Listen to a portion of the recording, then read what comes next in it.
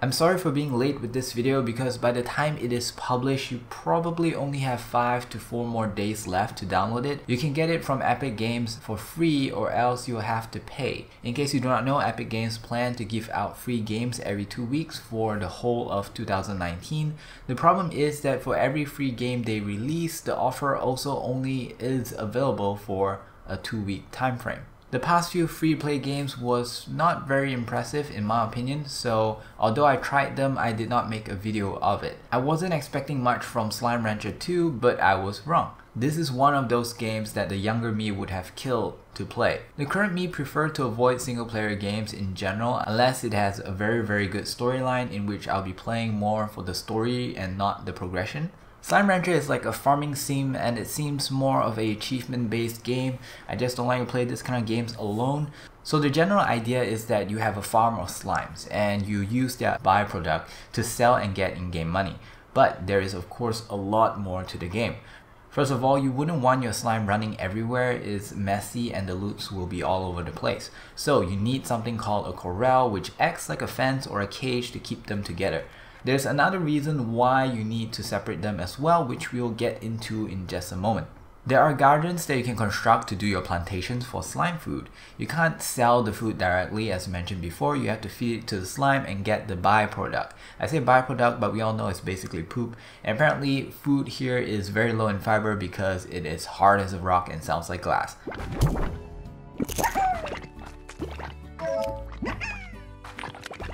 There are a huge variety of slime food that are categorized into vegetables, fruits, and meat.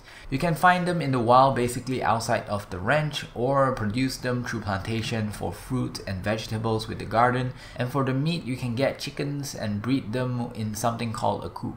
Depending on the slime, they only eat specific categories of food, and most of them has a favorite food, in which if you get it for them, they will produce double the poop, therefore more money.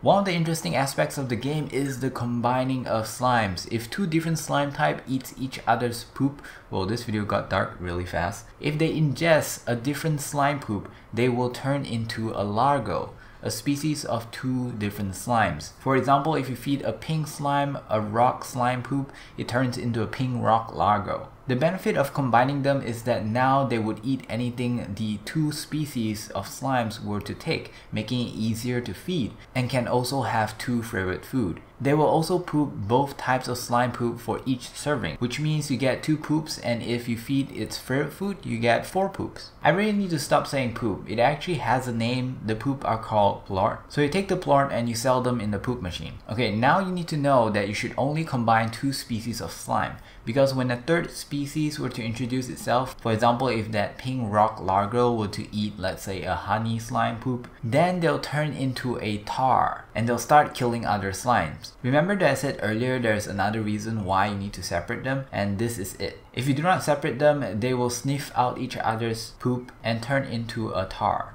The structures here can be upgraded and you can make some fences higher. You can even put a net on top so that they don't jump out easily, because when slime gets hungry, they tend to try to escape. There are also some slimes that could fly and also some that could jump really high, which is why you need that net roof. There are even some slimes that are sensitive to light.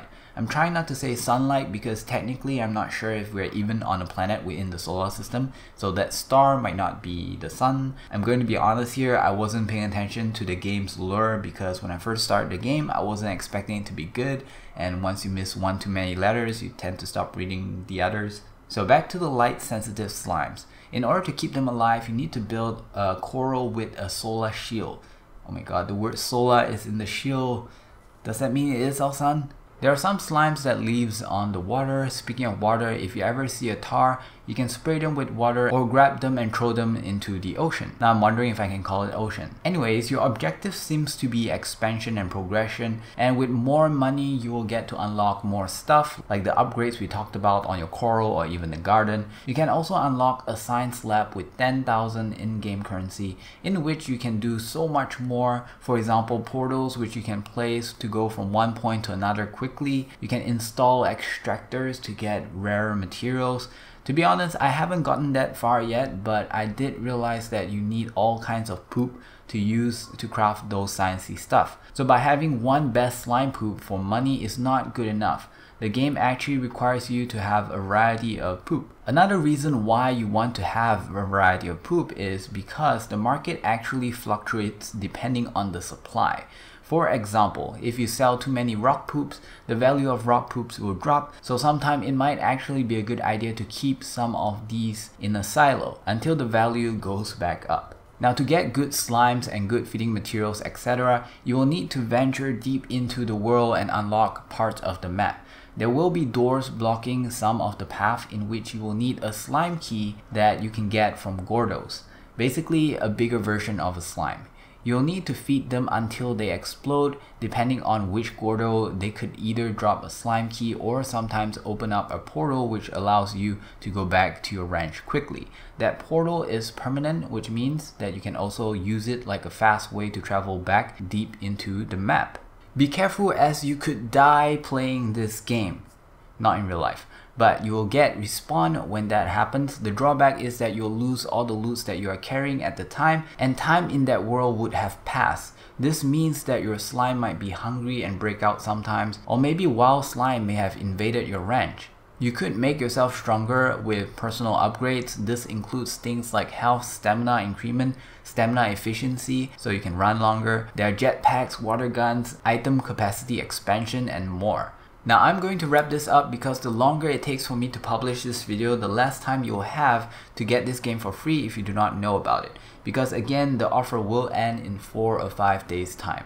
My goal is to show you part of the game and give you a general idea of what you could be doing and if this game is for you. Do note that my progression in the game is not that far, and even with everything I've shown you, I feel like I've barely scratched the surface of what this game could offer.